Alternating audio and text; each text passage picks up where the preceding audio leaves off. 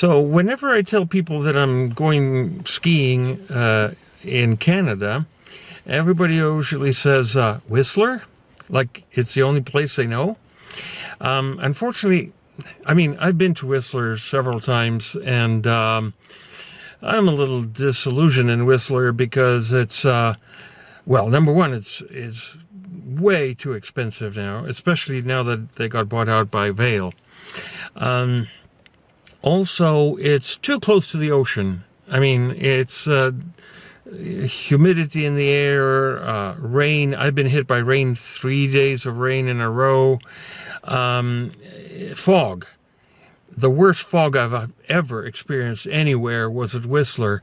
It got so dark that it was almost like nighttime. I mean, the fog was so thick that it blocked the sunlight. Also, it's not a village anymore, you know. It used to be a kind of a village. If you not really ski in, ski out, because you still had to walk through the pedestrian village. But now it's grown into more of a town. And if you want to stay in the more affordable lodgings, then you have to take a bus to the pedestrian village before you can start skiing. So it's just overgrown, too big, too expensive, and too humid. I much prefer skiing in eastern British Columbia, central and eastern. There's some wonderful ski areas, all of them with ski in, ski out villages, literally own mountain villages where you can ski in at lunch, ski out after lunch. Places like Big White, Silver Star, Sun Peaks, Apex, Revelstoke, Kicking Horse, Panorama, Kimberley, Fernie, you name it. There's a lot of fantastic places there. But I have skied all of them too. So on this particular trip, I was looking for the less well-known hidden gems. A few of them do happen to be smaller, but quite frankly, a lot of them are not so well known, not because they're small, but simply because they're a little remote location, you know, hard to find, whatever. But as you will see in this video, they are all well worth visiting, and I highly recommend at least a few of them. There will be a recommendation at the end of this video.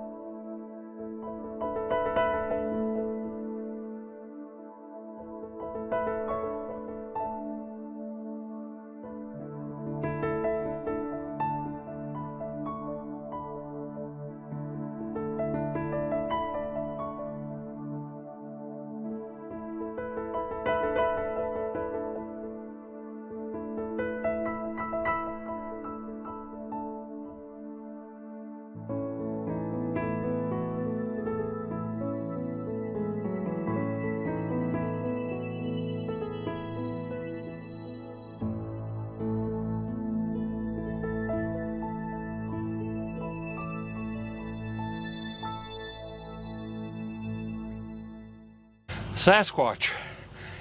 So it rained most of the way here, but then the last 15 miles or so the road starts climbing steeply up, and the temperature went down from 41 gradually all the way to 32. The rain turned to snow, and here we are. Sasquatch. There are two hills. That one there is mostly blue. That one there is mostly black. Unfortunately, it's soaked in fog, so we can't see it very well from here. All right, let's have some fun. There's the view ahead. And so this whole hill is probably by itself it's bigger than Anthony Lakes. Definitely a lot more vertical. I think Anthony Lakes is about 900 vertical feet. This one is probably around 1,400, and that's this one hill. And then, of course, there's the other hill over there, which is another time and a half bigger than Anthony Lake. So 1.5 there, maybe 1 3/4 over on this side. So that's at least 3 times as big as Anthony Lake's. All right. And notice all the wonderful tree skiing. Wowee. So the ladies go here and the men's go there. So Sasquatch is a fun place to ski, but all day long I just couldn't help feeling that I'm being watched or something, you know, like, what? Ah! Well, it was good while it lasted, but eventually it warmed up and the snow turned to rain, so it's time to beat a hasty retreat to the motel, and we'll ski some more tomorrow.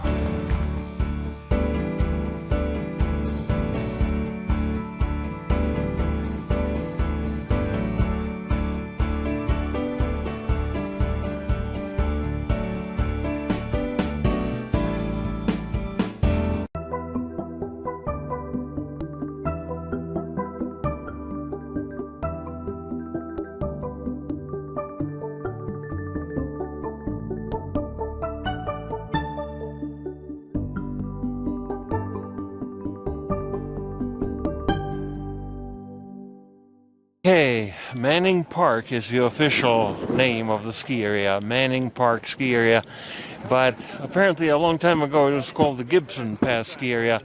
So on the highway you still see just the name, the sign for Gibson Ski Area. And at first I thought, oh, are there 2 ski areas here? No, it's just Manning Park.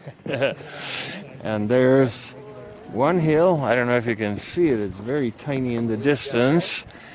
That's the longer of the 2 hills. It's called the Orange Chair, and I'm standing here on top of the Blue Chair, which serves a different hill.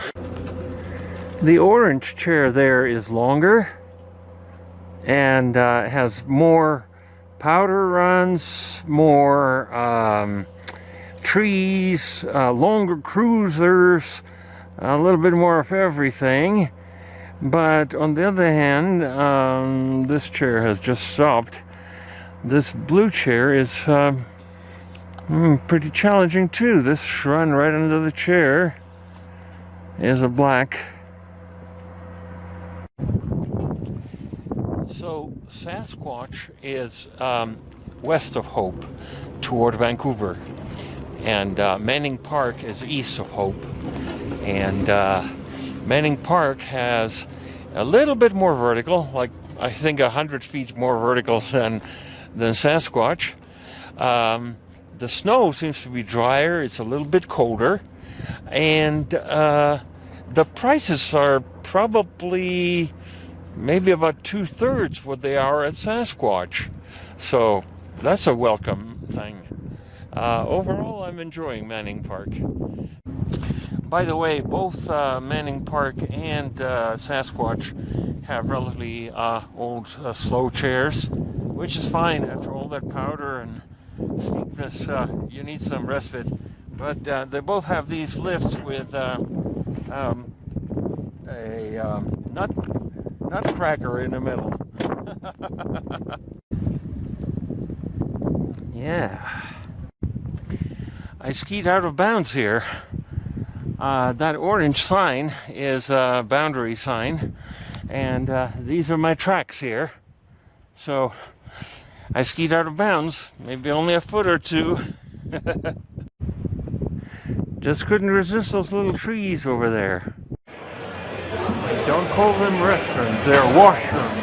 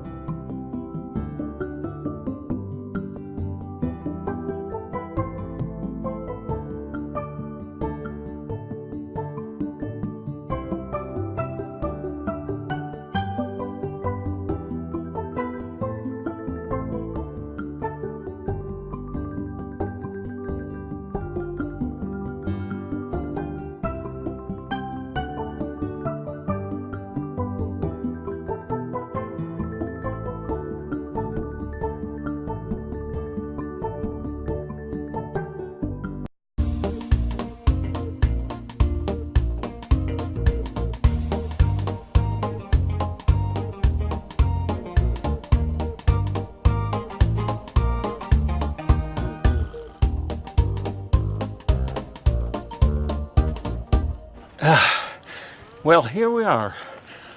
Harper Mountain. Only 30 minutes from Kamloops. The temperature is minus 9 degrees Fahrenheit. Cold. How do you remember Harper Mountain? Remember that song? Harper Valley PTA. Delightful ski area. No crowds at all. Fresh powder. Lots of little hidden nooks and crannies. Trails meandering through the forest just like I like it. Look at that. I have the mountain to myself. There's like nobody here. Nobody in the chairlift. Nobody in the slopes. This is the kind of thing I like.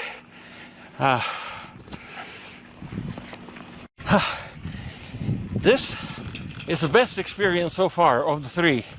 Sasquatch, Manning Park, and Harper Mountain here. Well, all three were good. All three were good, but this, maybe because of the really dry, fresh powder, Harper Mountain is at a low elevation, so you have to be careful. Before you come here, check the thing that they have enough snow. Up until about 2 days ago, the conditions were relatively poor, maybe only a little over a foot of snow, but now with all the fresh powder, it's beautiful. This is perfect. Those are my tracks. Yeah. It's cold and my camera kept freezing up, so I didn't record very much of the mountain. After warming up in the lodge a little, hopefully it'll be good enough for a few minutes of filming. I'm sure that the fresh powder is part of why I really like Harper Mountain. Any mountain is better when when there's fresh powder. But in addition to that, what I really like is what you can't see. You can see some of the wide open spaces here, but what you can't see is the hidden little things, the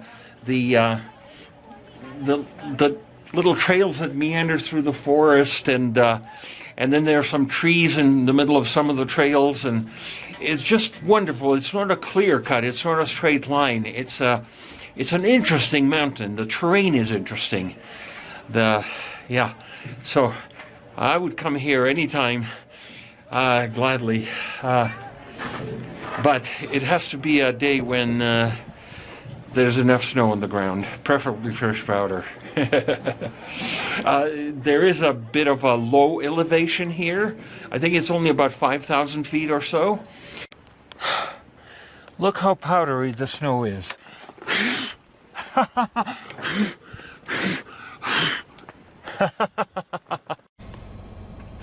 Okay, mystery solved. It's actually minus 10 degrees Fahrenheit.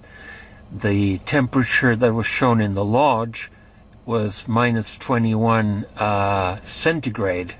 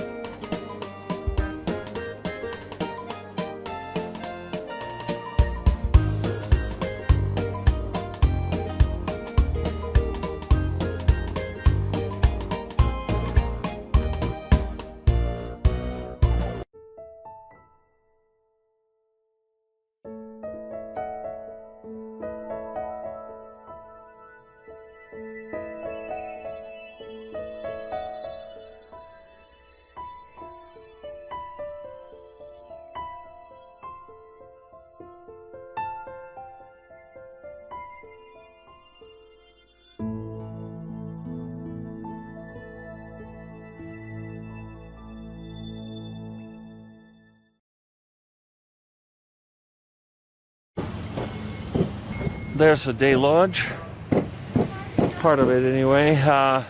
Very nice, very nice. And man, it would be great to ski all this powder that nobody had skied since yesterday. But it is now about, I don't know, 11 o'clock in the morning or something. And it's still minus 27 or so. On the website last night, it said that they would open if the temperature rises above minus 30. Well, it's minus 27, but it looks like they decided not to open it anyway. Bummer. Skiing would be free for me here with the Powder Alliance Fusion Pass. Yeah. But what a ski area. It's almost all black. That over there is, in the distance, it's all double blacks. That whole mountain there is double blacks.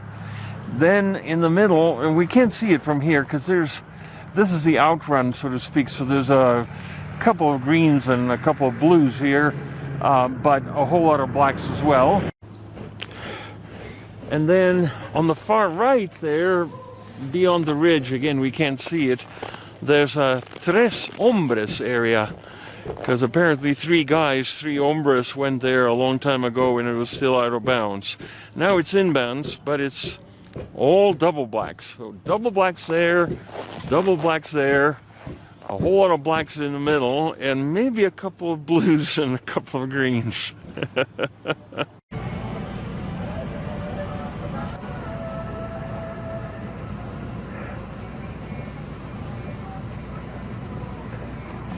That area up there is supposed to be all double black. Dang it. Too bad they decided to not open the ski area today. It's such a beautiful sunny day. If they had opened it, this would have been my second coldest day. Because that day at Lake Louise with Kay Kinnian was definitely my coldest at minus 30. And it wasn't even as nicely warm, nicely sunny as it is here. It doesn't even feel very cold. I mean, I don't have my jacket, I don't have my hat or anything. Only my hands are feeling a little bit cold. Dang it. It's only a balmy minus 25. That's 5 degrees warmer than what they announced. Anyway, they're not opening. So my consolation prize was supposed to be to drive to Lake Louise and to Banff along this highway here. I believe that's Highway 93 or something. It's called the Icefields Parkway. So I could have been in Banff in about maybe 3.5 hours, maybe a little more if I stopped for sightseeing. And on such a beautiful day, I definitely would have a chance to do that. But they closed the road. There's been an avalanche or something, and they're clearing it up. They might open it later this evening after dark, but then I'd still have so much driving to do. So it's now, I don't know, around noonish. I lost an hour or two because Alberta is a different time zone, which means I lost an hour of daylight. It's already later, closer to sunset. But anyway, the only other way around is to go a little bit further east and north to Edmonton, and then down to Calgary. And from there, well, we'll see what happens tomorrow.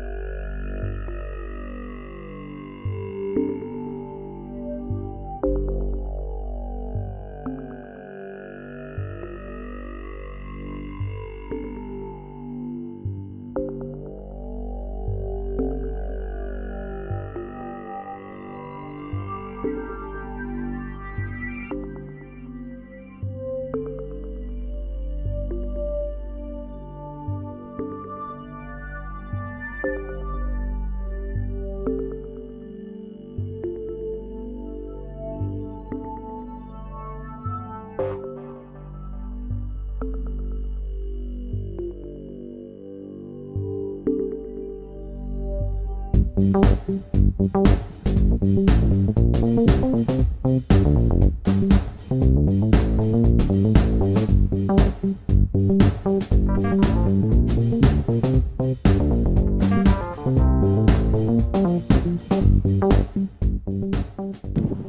stayed the night at the Rocky Mountain Ski Lodge. Nice place.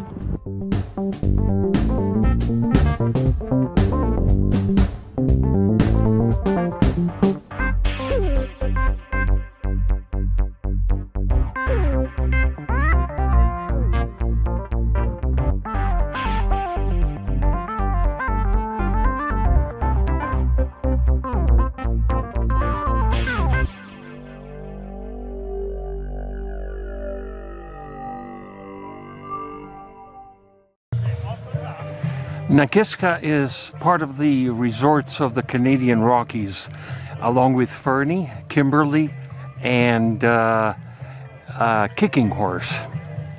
And boy, look at how high up that goes. So there are some monster glades here. Seems to be a new experience. They must have added that recently. But most of the other places around here, the trees are just too thick, too dense. It's impossible to ski at all in the trees. You just have to stay on the groomed trails. A lot of the trails are really super polished, encouraging speeding. There are a lot of people, kind of like race types, training here, coming down at super high speeds. Oh, I see. This is not really tree skiing. This is more like a mogul run set among trees. The trees themselves are still too tight to actually ski the trees. You're just skiing kind of through an opening in the trees. An opening full of moguls. The trails are also super wide and kind of boring clear cuts. So there's nothing much to do other than speed up.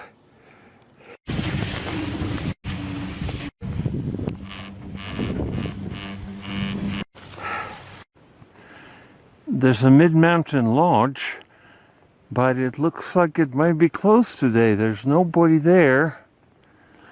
And of the 3 express lifts, this one is open only on weekends. So really only 2 express lifts are in constant use. The scenery is beautiful, but most of the trails are super wide. I mean, a jumbo jet could land here. Nakiska was also one of the venues for the Winter Olympics when they were held in Calgary. And they have obviously continued that tradition of racing, high-speed skiing, and so on. Today there were a lot of youngsters in training, practicing their carving. So if you want to practice high-speed carving, this is a place for you. Wide open runs, all well-groomed, and it's the place for that.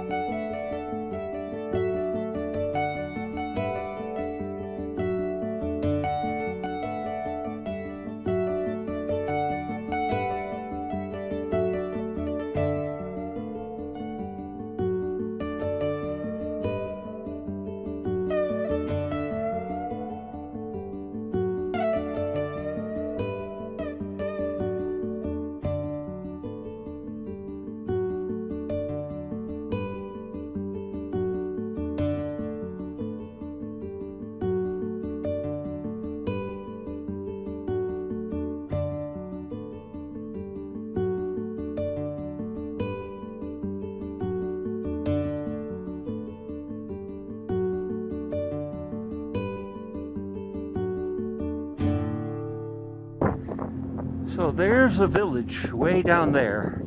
After I rode this fairly steep chairlift up from the village up to here, I spotted another lift way over here, Tamarac Chair. And I thought it would take me just a little ways up to that upper knoll. But boy, was I surprised.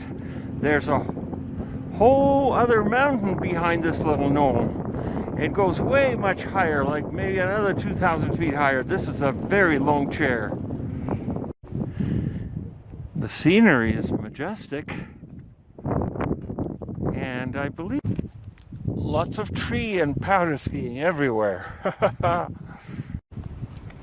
Little trees, my favorites.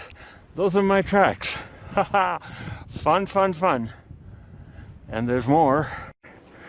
Then there's another easier hill over further south toward what I think is Castle Hill. More trees up there. Well, I'm loving Castle Mountain. I mean, in the day lunch, there's German sausages mit sauerkraut and all kinds of goodies. It just feels like a good, nice place. Too bad it's in the middle of like nowhere. In the winter, I mean, Montana's not far from here, but in the winter, all the roads are closed. You can't get to Montana. You have to go north first, which partly what I'm going to do. I'm going to go to Fernie, and then past Fernie, you can finally get down into Montana, or stay on Highway 3 like I'm planning to do. So, other than the remoteness, everything else about this place is just great. I love it. So, I found out that there is no real Castle Mountain around here. Actually, there is one, but supposedly further away. This ski area was named Castle Mountain, I guess, mainly after the Castle River, which flows through here. And also,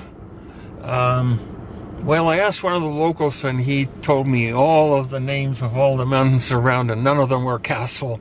And even on Google, if you Google Castle Mountain, it'll take you to some place, I think a little bit north of Banff, within that valley, Banff.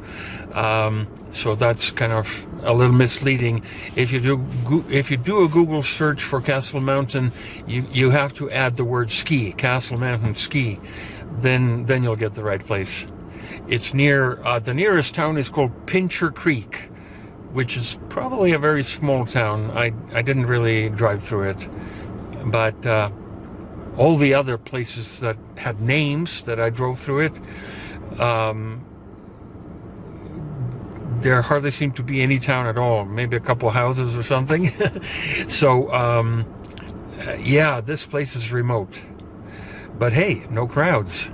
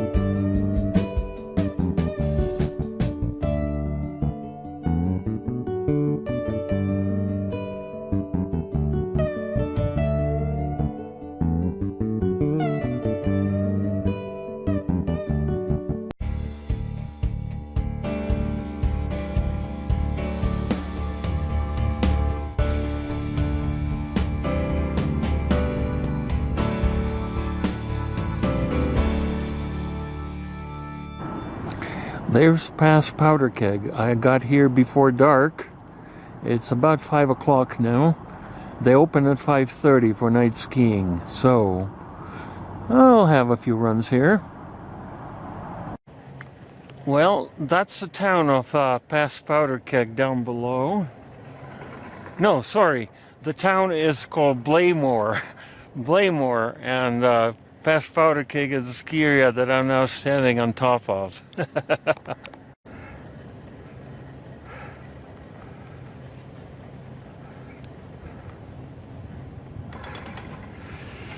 And we have a new moon there.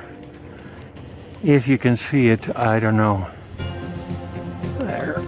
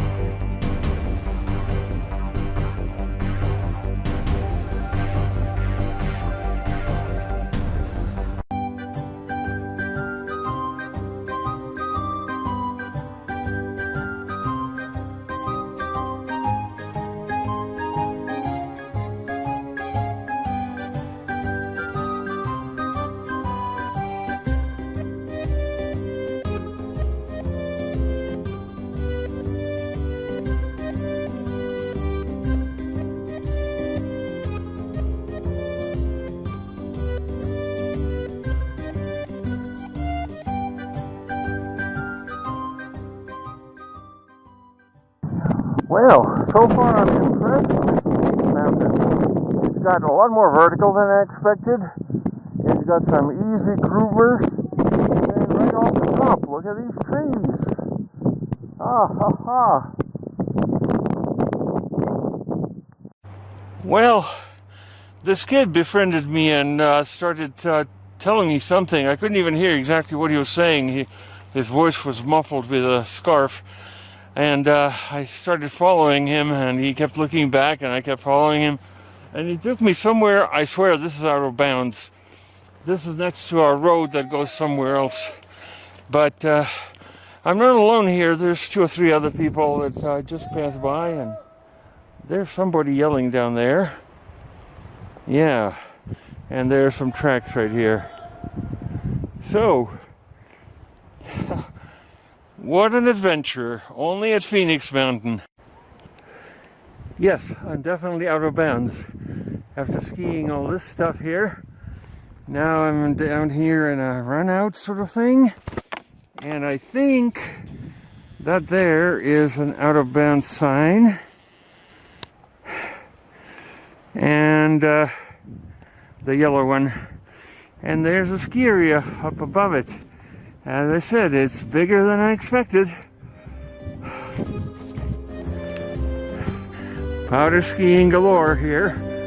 And keeps going more and more. Yeah.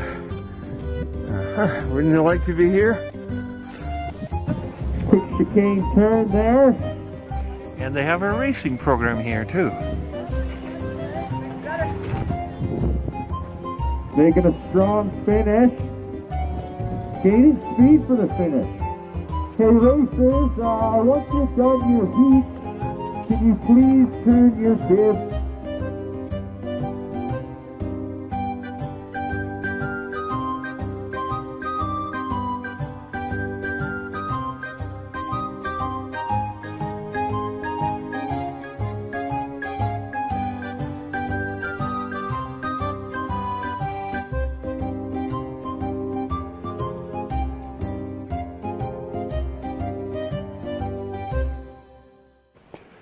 My car was the last one in the parking lot. After me, nobody else could come.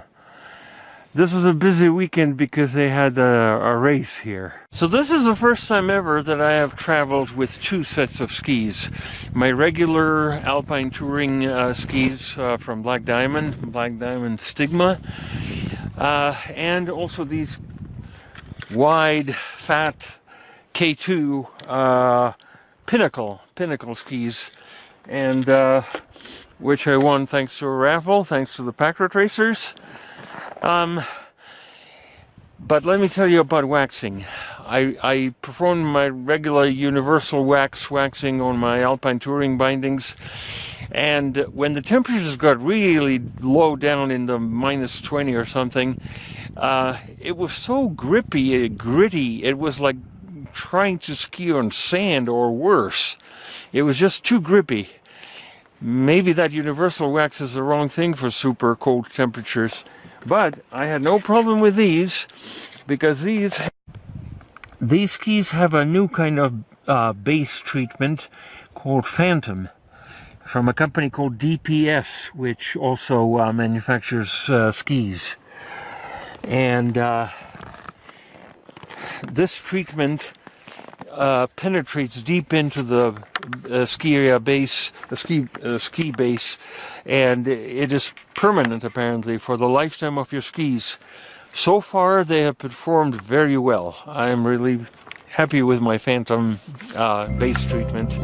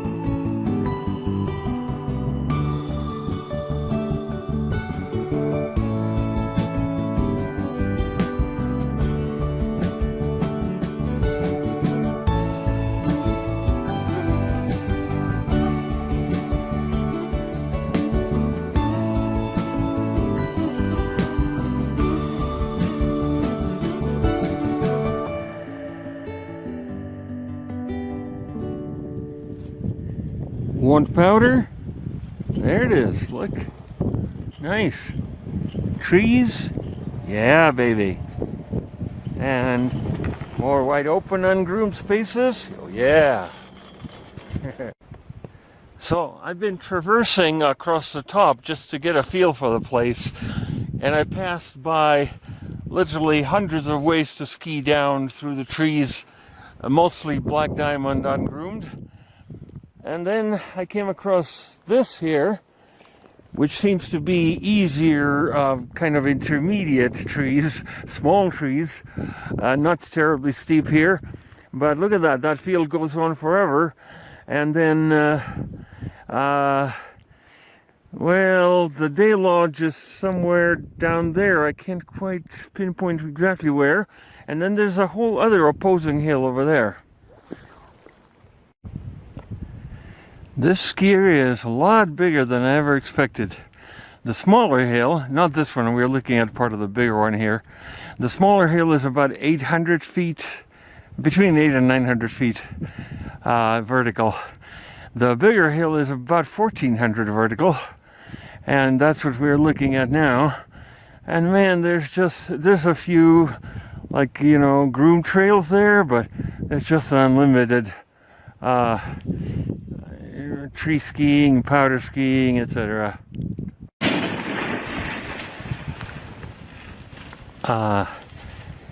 Baldy Mountain is celebrating its 50th anniversary, just like Phoenix Mountain too.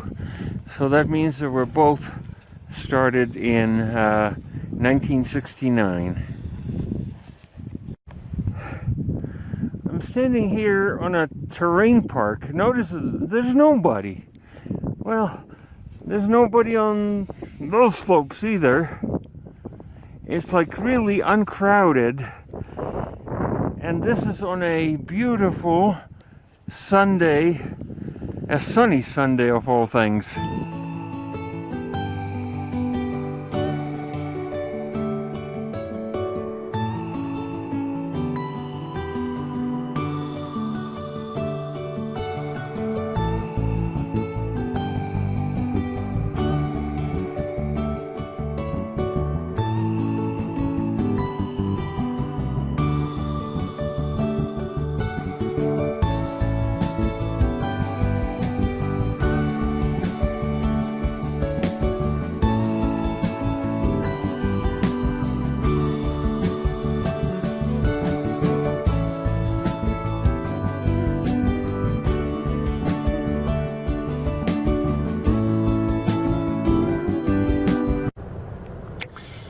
Well, I'll certainly be back here at the Baldy Mountain one of these days. It's not far from the U.S. border.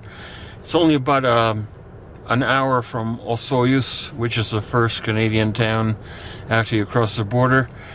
And, I'll probably want to revisit Sasquatch again. Let's see, Harper Mountain, definitely near Kamloops. A lot of good stuff. Castle Mountain I really enjoyed. So I'll be back at some of these again.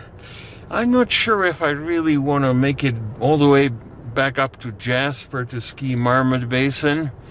It's just a little too far to drive, and then they charge you that national park fee even though all you want to do is ski. You're not there to sightsee. So anyway, but a lot of good stuff in Canada.